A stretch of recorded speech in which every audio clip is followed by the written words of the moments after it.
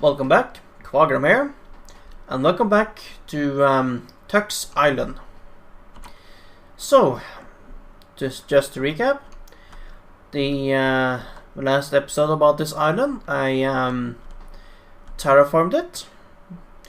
I cut away all the end parts of it to, well, make it an island.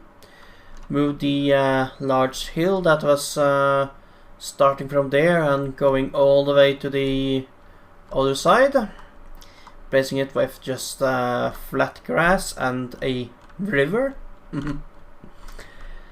Made this temporary bridge, which I'm going to have to remove at some point, since the real bridge is going to start from here. It will be going across, and I will have to remove my workhouse. So yeah, but that will be later when I start working on the bridge. So for this episode, I'm going to start constructing the city, the town. We'll start with outlining all of the primary buildings in the town, and marking on all the roads, all the planned roads so far, and yeah, I'm gonna finish this off with constructing the two first buildings, that being the town center monument and a storehouse, which will place my temporary storage area over here, as well as my workhouse over there. So yeah, I'm gonna get all the roads and building outliners set up. So I'm just gonna stare at the top of this marker here, and yeah, I'll get started. And I am back. So I'm recording this audio sometimes later because I rewatched the footage and I realized there was some, well, issues with the recordings I didn't notice earlier. So yeah, that sucks. Anyways, I have gotten a bit started here. So what you see right now is the beginning of the town center. Now, in case you do not recognize it, the what you see here on the town center is the Ubuntu logo, which is in honor of the operating system I am running on. Hooray for Ubuntu Linux! You may also notice that the platform here is elevated slightly above the rest of the town.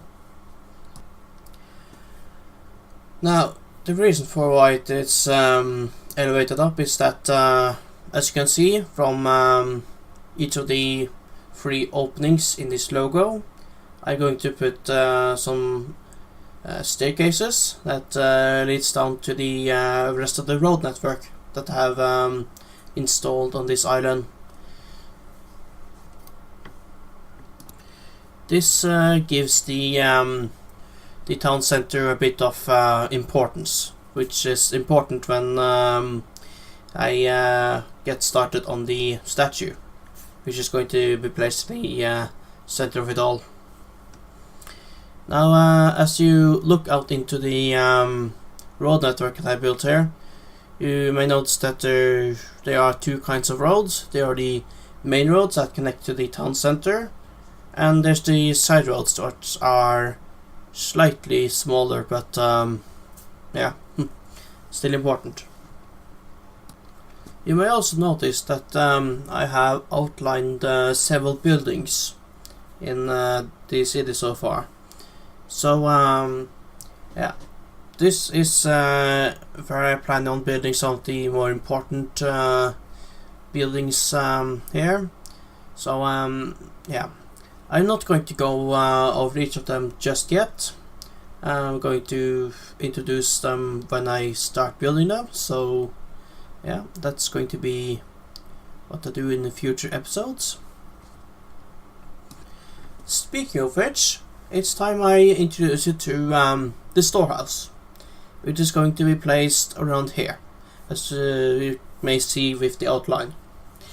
Now, you may also notice that to the right of the storehouse you have a very shallow road. This creates a alleyway between the storehouse and the building next to it, which is, yeah, gonna go over that later. So with this I hope to achieve some kind of claustrophobic city feeling from it, with there being so little space you have to walk on before you end up in a gutter. As I turn around right here, you may have noticed that the road goes straight into the town center.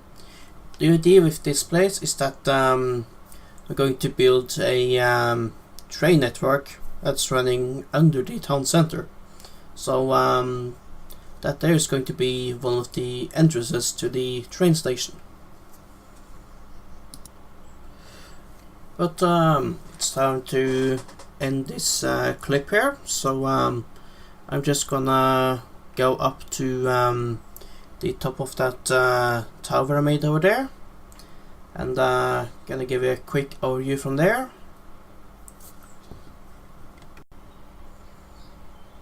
Okay, so here we are, a bird's eye view of the town center.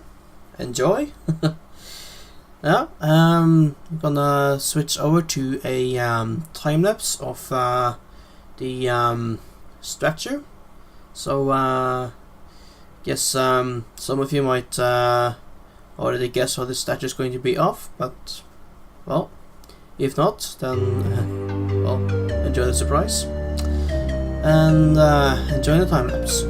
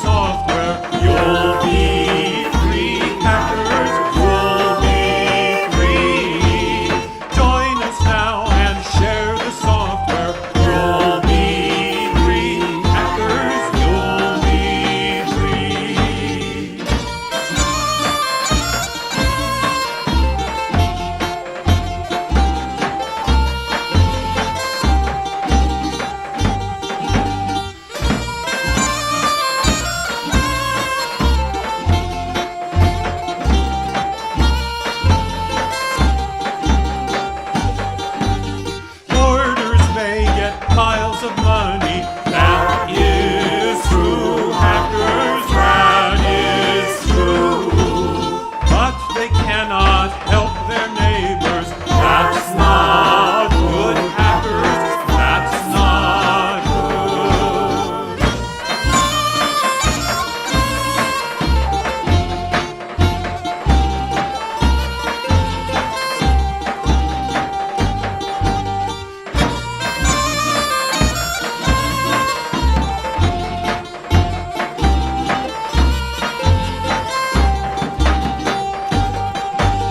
When we have enough free software at our call, hackers, at our call, we'll throw out those dirty licenses. Evermore, hackers, evermore.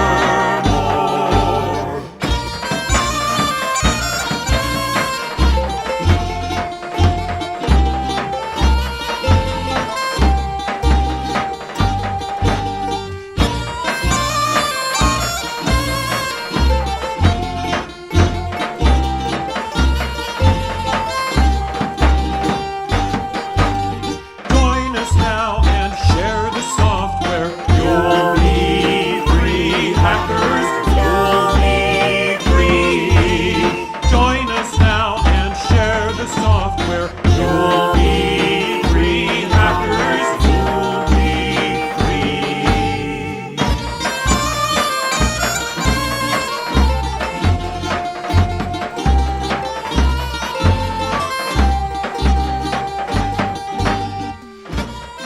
And I am back. I do hope you enjoyed the time lapse.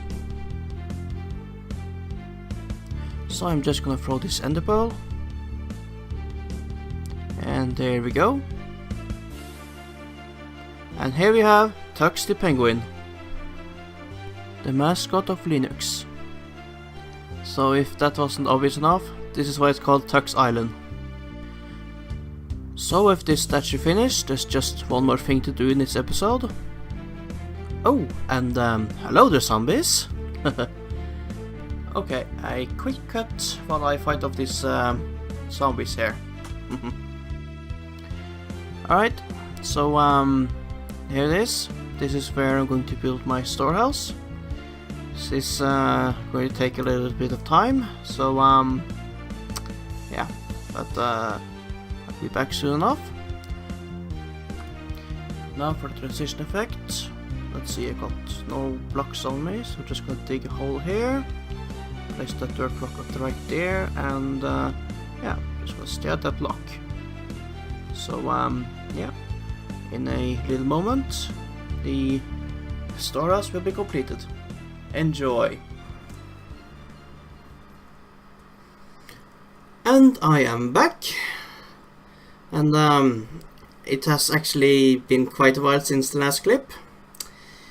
A lot has happened, and one of those things are some serious issues with my desktop computer.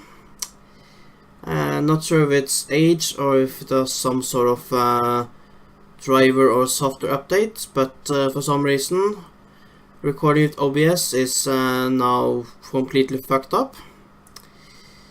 You may have noticed that things started to go bad with the last couple of clips, which I had to redub. Yeah, even the first clip, which got a few distortions, now it's even worse. Yeah.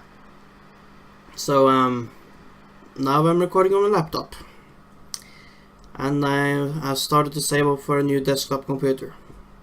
So it can still game, but for some reason recording with OBS now sucks. I have gone all over these settings, and it's just it fucks up the microphone. So I even tried recording with Audacity while doing screen recordings, and even then it fucks up how Audacity records audio. So yeah, otherwise it records audio fine. Just somehow the recording software OBS just fucks it up. So yeah, so that's a major reason for this episode's delay. And the other major reason is that I had just moved to the other side of the country, and I just barely started to get myself back in order.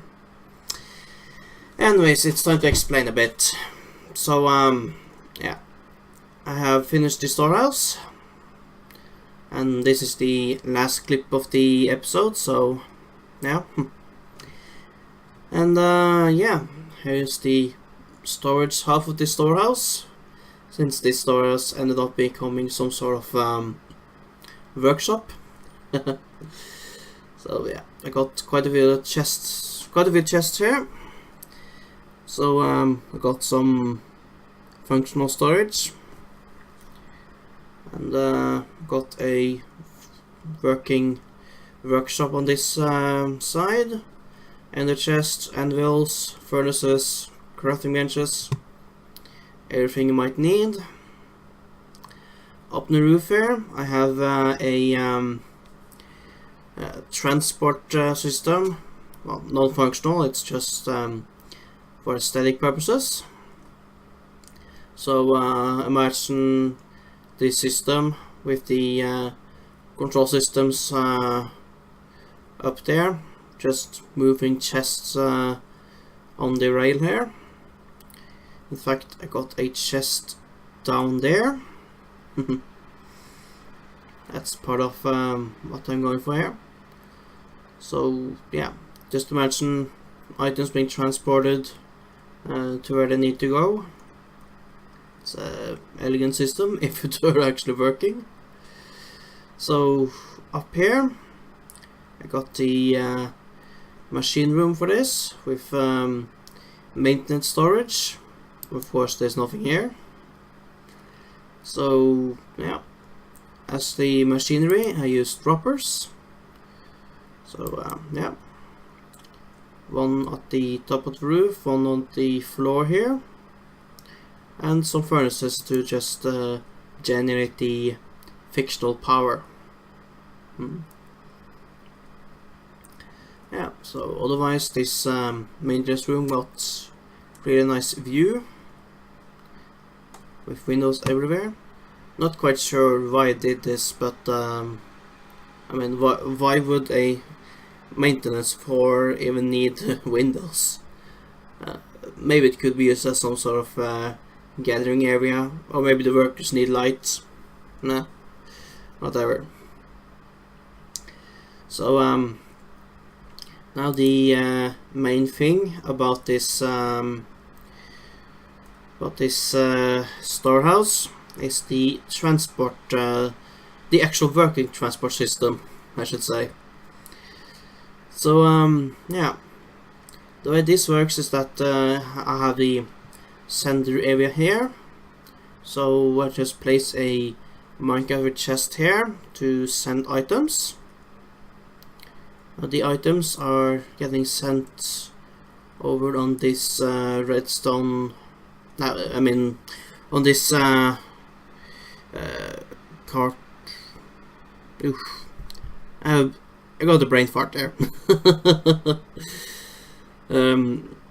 Anyways, it's sent along this rail here, and when this is finished, it's going to lead to my storage room in my base, which I plan to build a automatic sorting system out of inspiration from Big Jaffa, who has just recently built his own gigantic sorting system. So yeah, I want to build my own. So yeah, that will be sometimes in the future, who knows when, but anyways, this is going to lead to that. But for now it will just lead to my storage in my base. So yeah, as you can see, I just have a boost rail at a dead end, so any card I send will just return. That way I can test the receiving system. Now I think it'd be best if I just demonstrate it. So I'm gonna grab a couple of cards. Let's just make space here. Let's see if I grab 4 cards. Let's find something to put in them. Now let's say I rapidly put let's see, I need yeah, I got 4 stacks here, so that should be good for the demonstration. So let's say I rapidly put 4 minecarts with chest with each 1 stack of birchwood inside this system. And where did I put the button? Here it is. I should put more buttons on this thing. And here.